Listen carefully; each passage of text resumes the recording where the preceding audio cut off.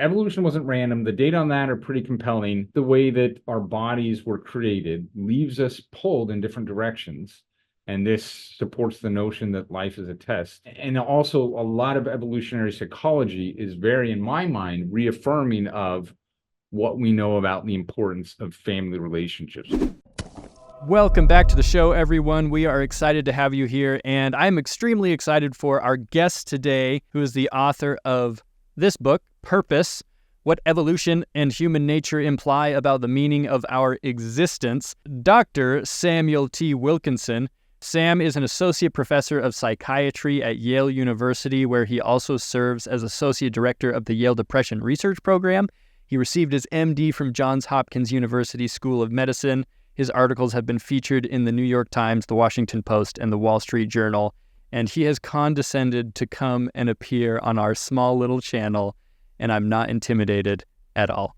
So, Dr. Wilkinson, sorry, you said to call you Sam. Sam, welcome to the show. Thanks for having me. I appreciate it. First, I want to know, Sam, why is the topic of evolution something that's important to you personally? Why did you feel the need to write a whole book about it? I think it's important because there's this mantra that goes through our cultural literacy that there's this conflict between science and faith.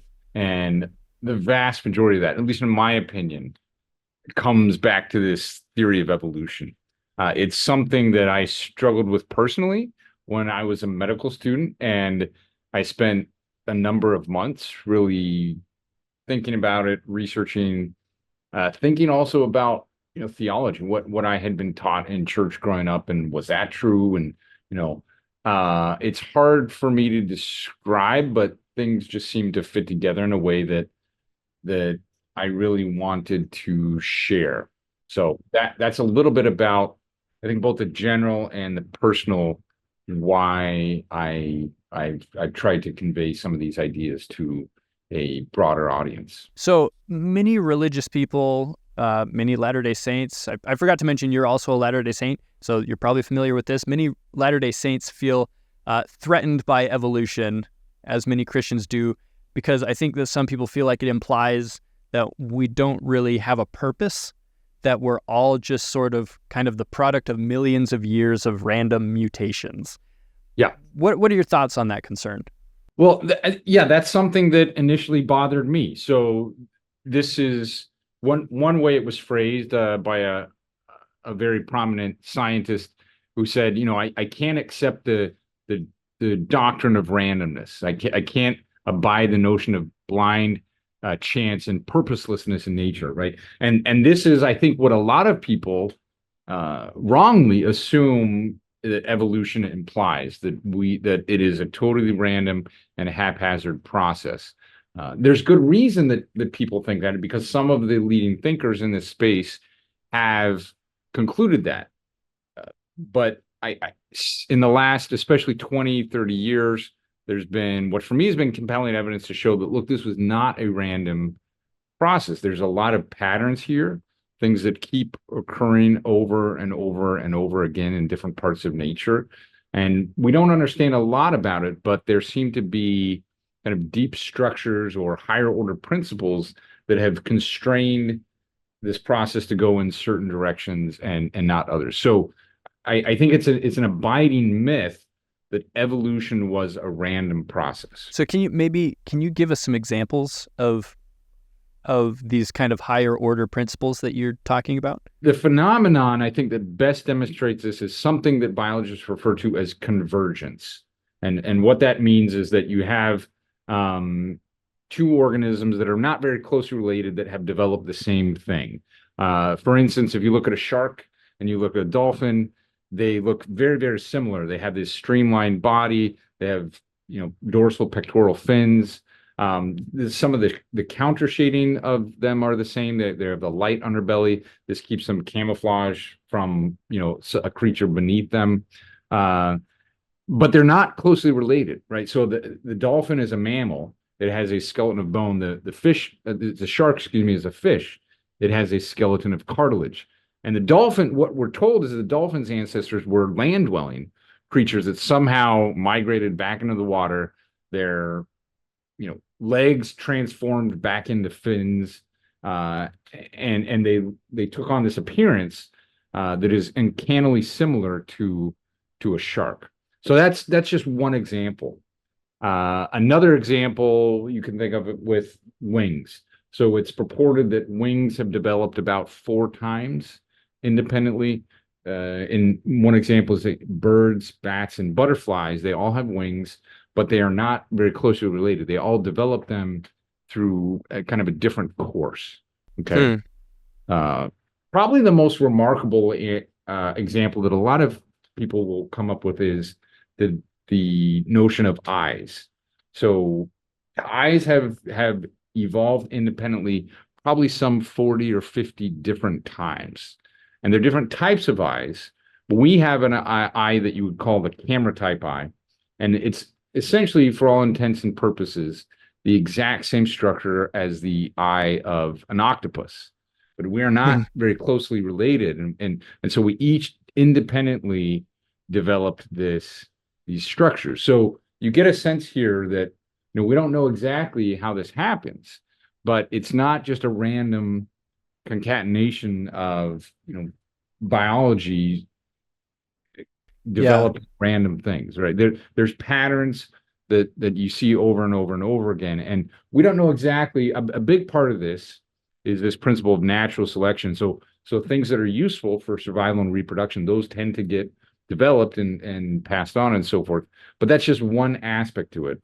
And I think there's a lot here we don't quite understand for how this goes in certain directions and not others. So the idea, if I'm understanding correctly, is kind of like if evolution was truly just totally random, all of these different species in different circumstances and environments, it would be weird for them all to be developing a similar eye or a similar wing or things like that. Is that kind of what you're saying? Yeah, there are even instances where the genetic code for a certain protein developed the identical sequence, right? So even at a very molecular level, there seemed to be, again, we don't know, but it's clearly not random. So I don't know all the answers, but the overall takeaway is that there's a pattern here, right? One of the examples you give in your book that I really liked,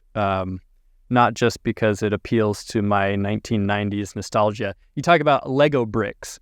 Okay. And a mold that they might use to make a Lego brick. And you talk about how you've got this hollow mold and you inject in the hot plastic. And on the molecular level, things might look, random, like things are just kind of swimming around in there.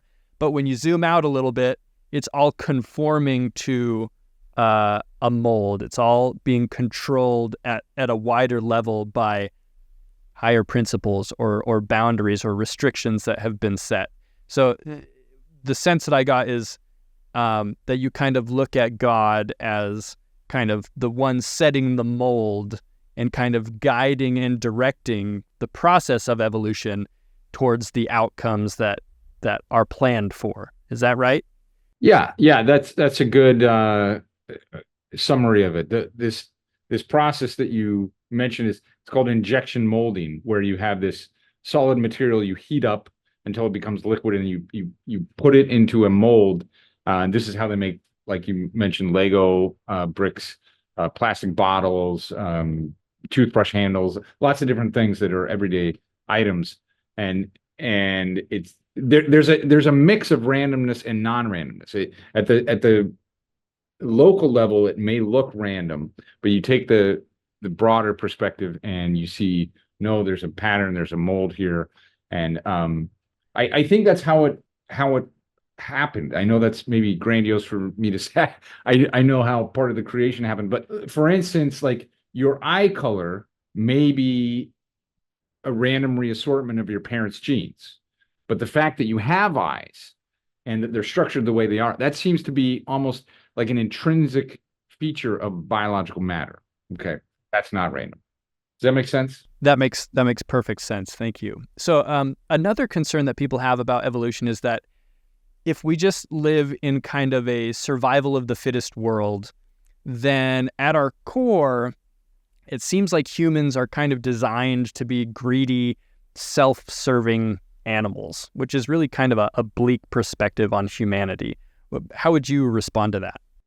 Yeah, this is something that troubled me when I didn't quite understand the implications of this. And there's this great story of a woman who, around the time that Charles Darwin first published his theories of evolution, she said, "Well, let's hope this is not true, but if it's true, let's hope it doesn't become widely known." Right? So, I love that story. This bothered me, right? This principle of survival of the fittest.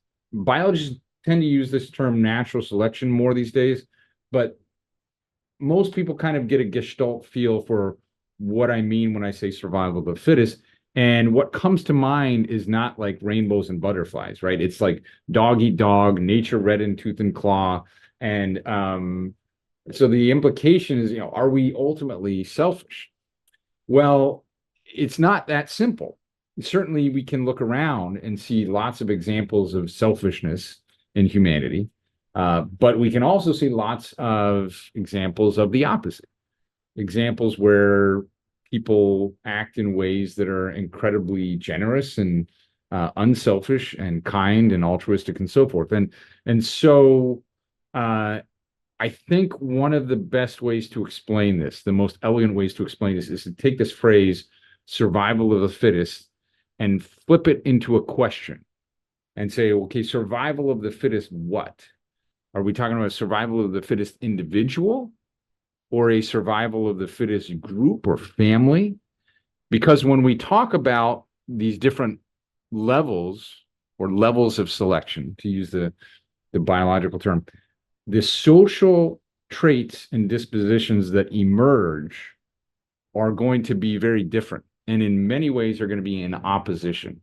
Okay, so if I can share an example of this, I'm borrowing from a colleague here at Yale, a man by the name of Nicholas Christakis, who did this analysis of two shipwrecks that happened at the same time and place. This was in the 1860s, and what are called the Auckland Islands. This is a group of islands 300 miles south of mainland New Zealand.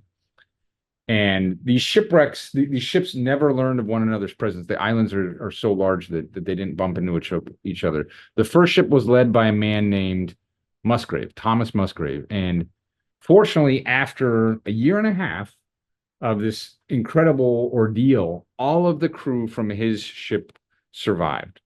The second ship was led by a man named George Delgarno. Now, unfortunately, most of the crew from his ship did not survive. And so you ask, what's the key difference? One had a 100% success rate, the other had a meager success rate. Well, Musgrave's crew formed a remarkably cohesive and cooperative group. And this was epitomized really in the first minutes of the shipwreck, when Musgrave himself, he carried an injured man on his back as he swam through the waves to the safety of the shore. Okay. Now, Delgarno's group, they had this sort of every man for himself approach. And it was kind of the dog eat dog, right? And they showed this themselves by leaving a wounded man behind on the beach as they searched further inland for food. And that man died. So you can imagine lots of scenarios in our, prehistoric past where it was not selfishness that was helpful, but it was cooperation and altruism. Okay. And so we go back and we say, well, what was it? Was it a survival of the fittest individual, or was it a survival of the fittest group or family that had the most relevance in our kind of evolutionary past? And my thesis was that it was a combination. Okay. And that there were times when, yes, a survival of the fittest individual and selfishness and all the negative predispositions that go along with that, where that was helpful, but also there were other conditions in which that was not helpful, and the opposite, cooperation, altruism, and so forth. That was what kind of persisted. And so I think this helps us answer I think some deep questions of human nature. A lot of science, social scientists, philosophers have been wrestling with these issues for a long time. Are we ultimately good or evil, or are we ultimately selfish or not? And I think the answer is both, right? We have both capacities built into our natures. Hmm. And this is one of the reasons that human nature, it's not just a monolithic thing. It's not a single thing. It's a mix of contradicting predispositions. And I think that that's the way that nature has shaped us. That's fascinating. So just to kind of I have to take things and then regurgitate them in to Please. make sure I understand them. No.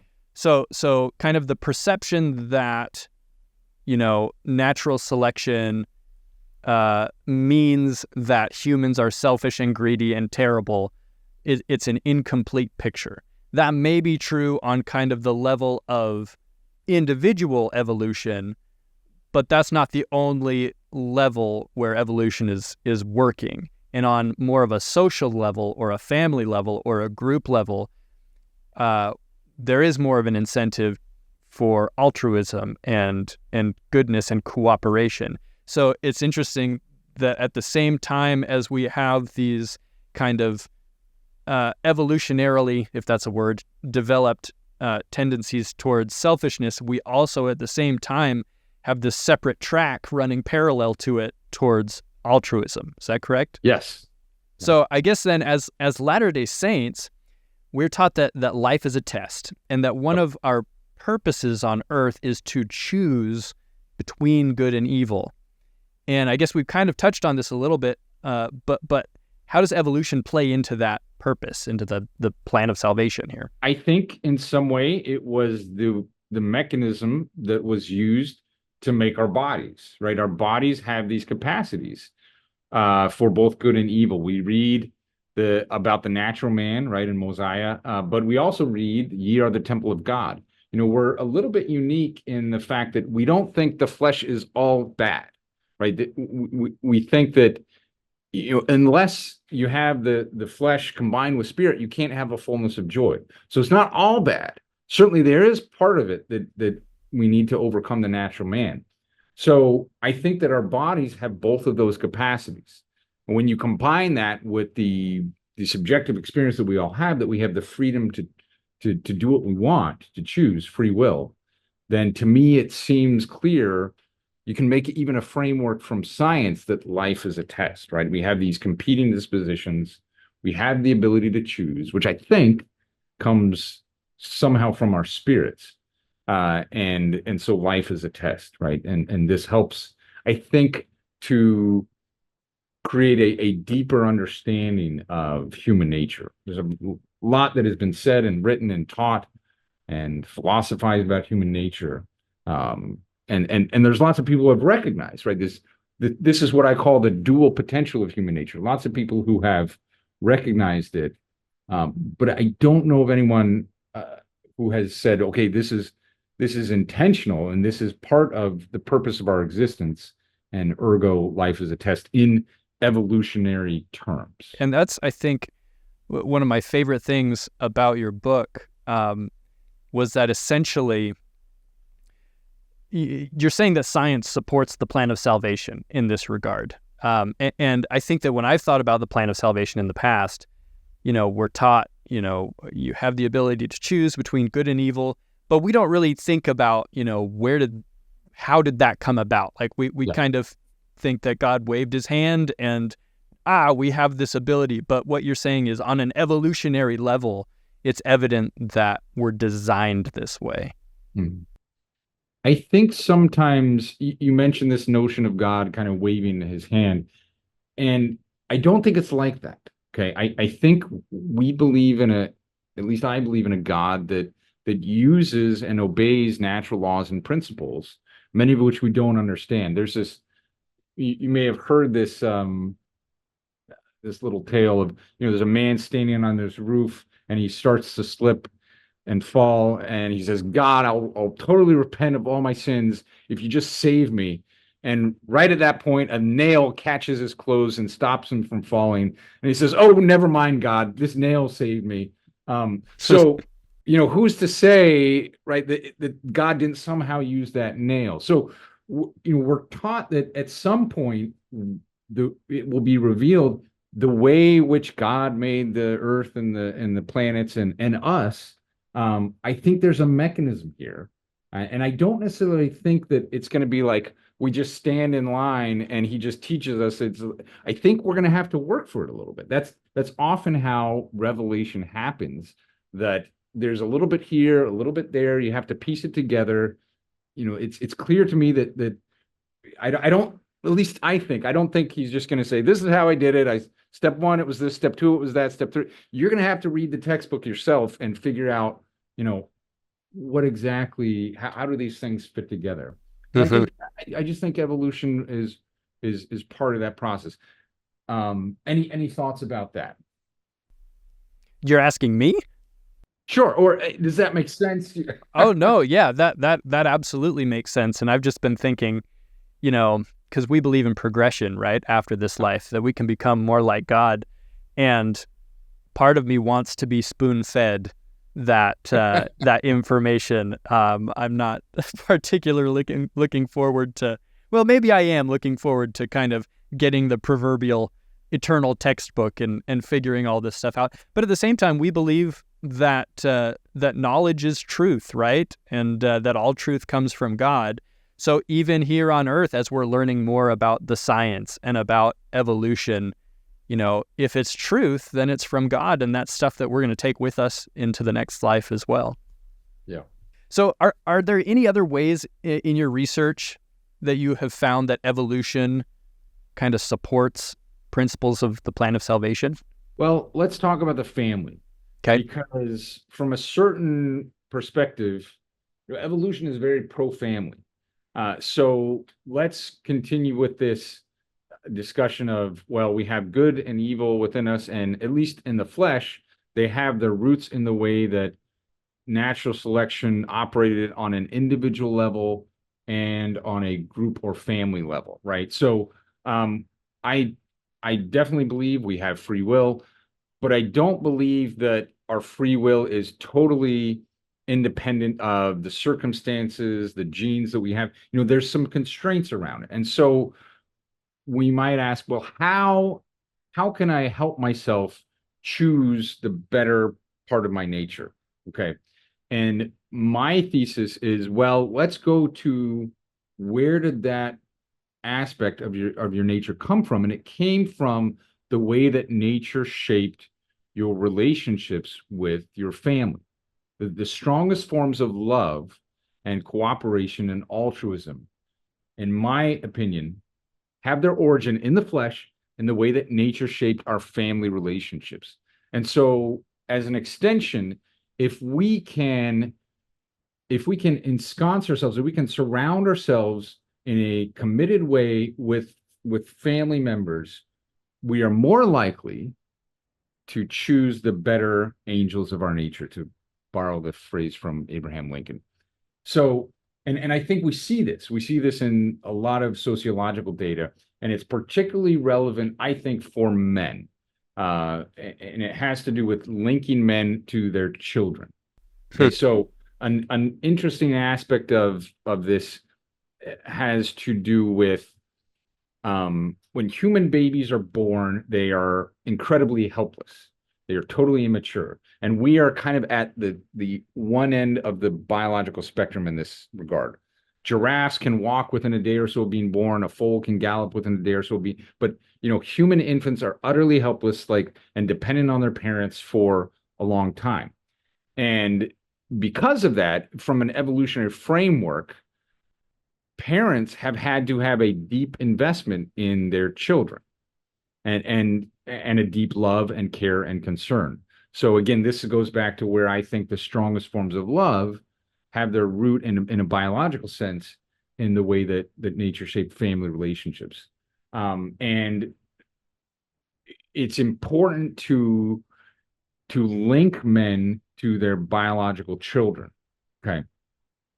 Because there's a bit of an imbalance in the strength of relationship between men and women and their children. This is, I think, for many people who understand biology, somewhat self-evident, right? A woman, and in strictly scientific terms, we call this um, obligatory parental investment. What that means is, what is the minimum amount of effort you have to do to make sure your kid survives? Hmm. And that is very different for a man and a woman, right? A woman has to carry the kid, the unborn child for 9 months, and for up until recently, there was no such thing as bottle feeding, and so you had to nurse the child for several years after that. I don't want to be too crude here, but it's possible for a man to conceive of a child and not even know it, right? That's just biology.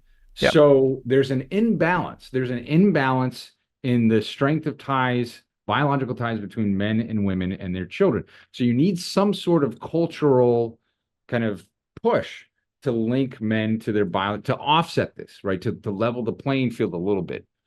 And this is one of the express purposes of marriage.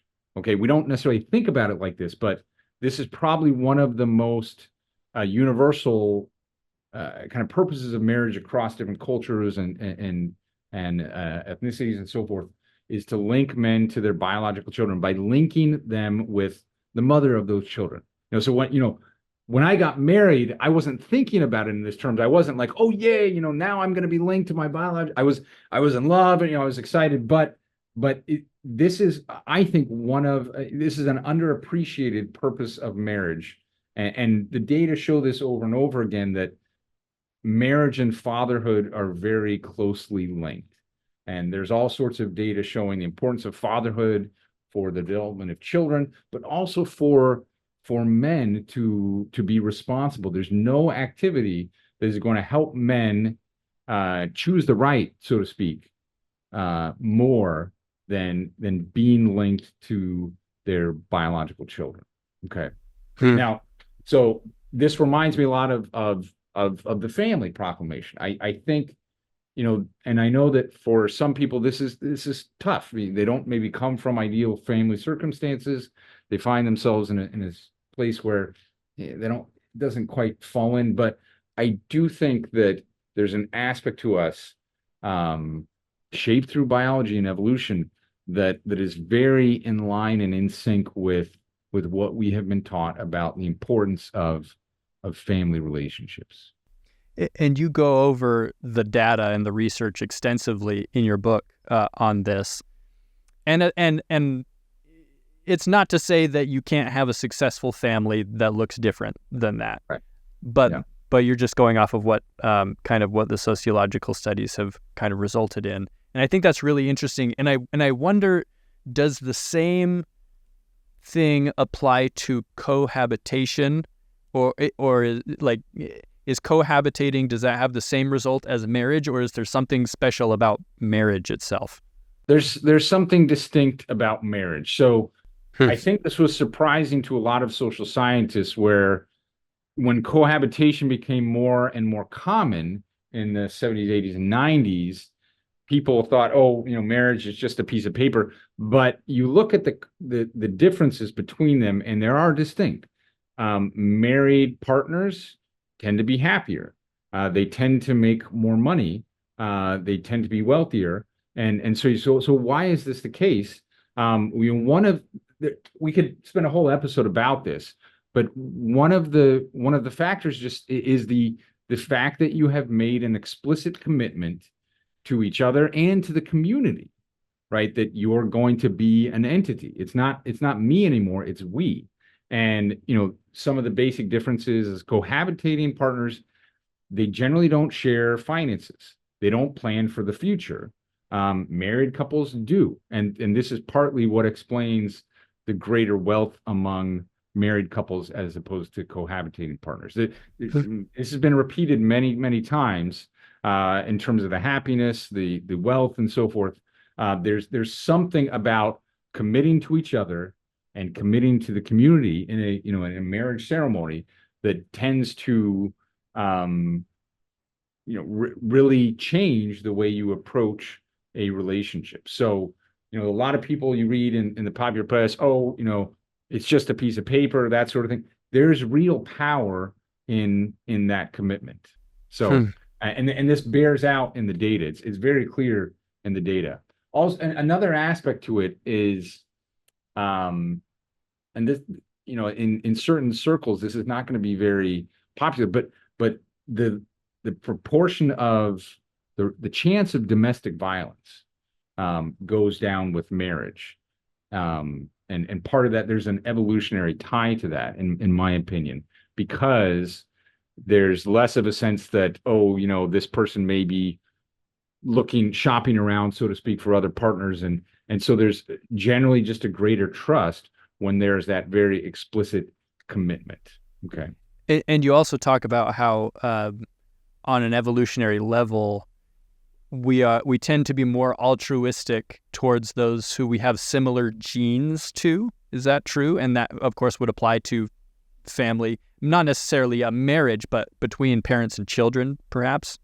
Well, yeah, there's certainly a lot of data, right? That not all relationships are created equally, right?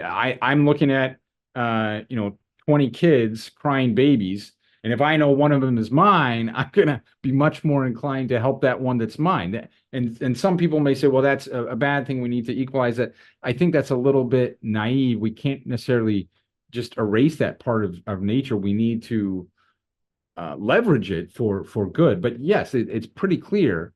You're going to have a deep investment in your own biological offspring. Right? It makes sense evolutionarily, and you see that in just your everyday experience. So kind of coming full circle here, for many people, as we discussed, evolution poses a great challenge to testimony. But for you, it seems like evolution has kind of come to strengthen yours. So I'm wondering, what advice, if any, would you have for Latter-day Saints who are struggling with the topic of evolution in general? Well, again, if I can teach people that, evolution wasn't random, the data on that are pretty compelling. I think the way that our bodies were created leaves us pulled in different directions. And this supports the notion that life is a test.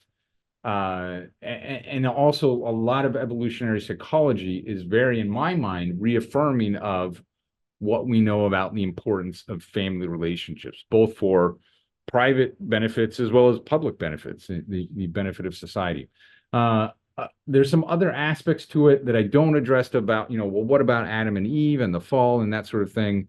I believe in those things in a fairly traditional sense. I believe that, there was at some point when you look at these fossils of prehistoric hominids that kind of look a little bit like humans, but also kind of monkey type or ape like. I would say, those are probably prototypes for Adam and Eve. They didn't necessarily have spirits, right? But at some point, God put into us our spirits, into an existing body, and that's when things began. That's shortly after the fall happened. So I would say just be patient.